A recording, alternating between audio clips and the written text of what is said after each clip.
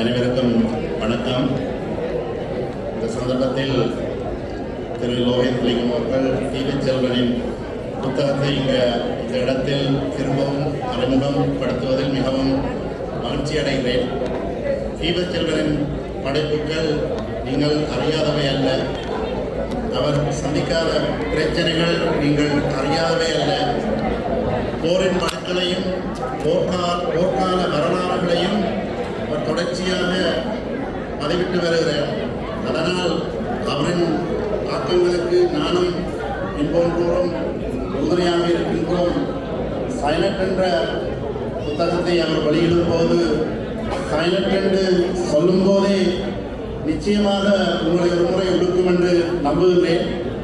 போராட்டத்தில் எமது போராளிகளுக்கு சைலண்ட் வந்து ஒரு சுமை தாங்கியாக அல்லது ஒரு உறுதுணையாக இருந்தது. நான் எதிரியிடம் சிக்க மாட்டேன், போராடி அவனிடம் சிக்கினால் சைலண்டின் உதவியுடன் நான் மாறுவேன், மண்ணுக்கு என்ன விதைப்பேன் என்ற அந்த நம்பிக்கையை கொடுத்தது சைலண்ட். இந்த சைலண்ட் என்ற பெயரில் புத்தகத்தை அவர் உருவாக்கி இருக்கிறார். துணிந்து இன்றும் ஈழத்தில் வாழ்ந்து கொண்டிருக்கும் தீவிச்செல்வன் இப்படியான படைப்புகளை தொடர்ந்தும் உருவாக்கி வருகிறார். அண்மையில் அவரின் படைப்புகளுக்கு இலங்கை அரசு கொடுக்கும் நெருக்கடிகளும் கேள்விப்பட்டிருப்பீர்கள்.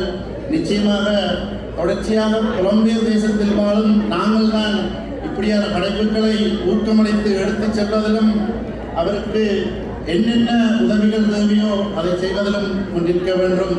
அத்துடன் ஒரு போகலான இந்த நிகழ்வுக்கான ஒரு வாழ்த்துறையை தெரிவிக்க விரும்புகின்றேன். அவையோர் அனைவருக்கும் எனது அன்பான வணக்கங்கள். இன்று கனடா தமிழ் எழுத்தாளர் இணையம் ஏற்பாடு செய்துள்ள நூல்களின் சங்கமம் 2026 என்ற இச்சிறப்புமிக்க புத்தக கண்காட்சியில் பங்கேற்று வாழ்த்துறை வழங்குவதில் நான் மிகுந்த மகிழ்ச்சியும் பெருமையும் அடைகின்றேன். முதலில் இந்த அருமையான நிகழ்வை சிறப்பாக ஏற்பாடு செய்துள்ள கனடா தமிழ் எழுத்தாளர் இணையத்தின் தலைவர், நிர்வாகிகள், எழுத்தாளர்கள், பதிப்பாளர்கள், தன்னார்வலர்கள் மற்றும் இங்கு வருகின்ற அனைத்து தமிழ் உறவுகளுக்கும் எனது மனமார்ந்த பாராட்டுக்களையும் வாழ்த்துக்களையும் தெரிவித்துக் கொள்கின்றேன்.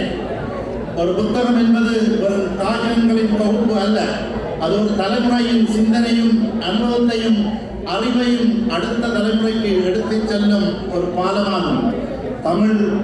தமிழ் மொழி ஆயிரக்கணக்கான ஆண்டுகள்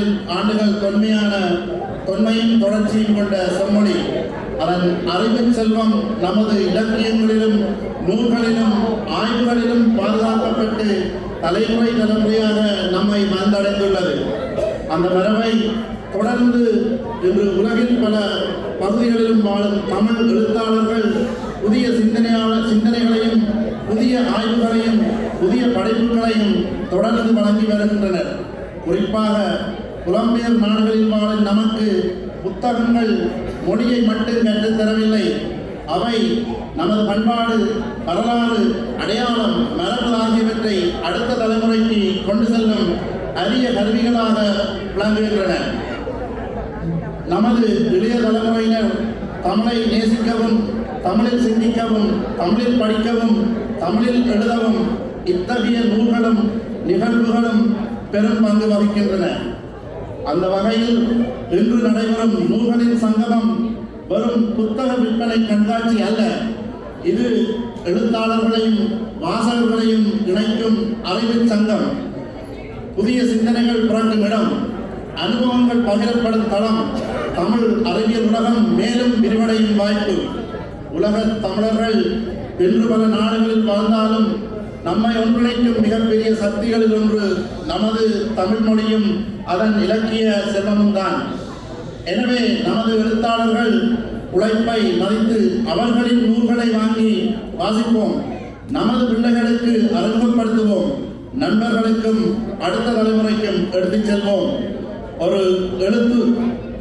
எழுத்தாளருக்கு கிடைக்கும் மிகப்பெரிய அங்கீகாரம் அவரது நூல் ஒரு வாசகரின் கையுக்கும் சிந்தனைக்கும் சென்றடைவதே. இந்த சந்தர்ப்பத்தில் இன்னொரு முக்கியமான விடயத்தையும் உங்களுடன் பகிர்ந்து கொள்ள விரும்புகிறேன். எதிர்வரும் அக்டோபர் 15 முதல் 18 வரை டொரண்டோவில் அனைத்துலக தமிழர் பேரவையின் ஏற்பாட்டில் உலகத் தமிழ் ஆய்வு மகாநாடு 2026 நடைபெற உள்ளது. செய்யறிவு உலகில் செம்மொழி தமிழும் தமிழரும் என்ற கருப்பொருளில் நடைபெறும் இம்மாநாடு உலகில் பல நாடுகளைச் சேர்ந்த தமிழ் அறிஞர்கள், ஆய்வாளர்கள், கல்வியாளர்கள் மற்றும் சிந்தனையாளர்களை ஒரே தளத்தில் ஒன்றிணைக்க உள்ளது. நூல்களையும் ஆய்வுகளையும் ஒன்றிலிருந்து ஒன்று பிரித்து பார்க்க முடியாது.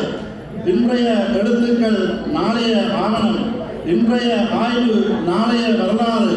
அந்த வகையில் இன்று நடைபெறும் நூல்களின் சங்கமம் போன்ற இலக்கிய நிகழ்வுகளும் உலகத் தமிழ் ஆய்வு மாநாடு போன்ற சர்வதேச அறிவியல் தளங்களும் தமிழ் அறிவையும் சிந்தனையையும் அடுத்த தலைமுறைக்கு கொண்டு செல்லும் ஒரு பெரும் பணியின் வெவ்வேறு வடிவங்களாக நான் பார்க்கின்றேன். எனவே இங்கு கூடியிருக்கும் எழுத்தாளர்கள், வாசகர்கள், அறிஞர்கள் மற்றும் தமிழ் ஆர்வலர்கள் அனைவரும் உலகத் தமிழ் ஆய்வு மகாநாடு 2026 நிகழ்விலும் கலந்து கொண்டு உங்கள் அறிவாலும் அனுபவத்தாலும் பங்களிக்குமாறு அன்புடன் அழைக்கின்றேன். இறுதியாக இந்நூல்களின் சங்கமம் 2026 நிகழ்வை சிறப்பாக ஏற்பாடு செய்துள்ள கனடா தமிழ் எழுத்தாளர் இணையத்திற்கும் பங்கேற்றுள்ள அனைத்து எழுத்தாளர்களுக்கும், பதிப்பகங்களுக்கும், தன்னார்வலர்களுக்கும், வருகின்ற தமிழ் உறவுகள் அனைவருக்கும் எனது மனமார்ந்த நன்றியையும் பாராட்டுக்களையும் தெரிவித்துக் கொள்கின்றேன். நூல்களின் சங்கமம் 2026 மிகவும் வெற்றியடையவும் தமிழ் மொழியும் தமிழ் இலக்கியமும் தமிழ் உலகமும் மேலும் வளர்ச்சியடைய எனது மனமார்ந்த வாழ்த்துக்களை தெரிவித்துக் கொண்டு எனது உரையை நிறைவு செய்கின்றேன். வாழ்க தமிழ், வளர்க தமிழ், அறிவு. நன்றி, வணக்கம்.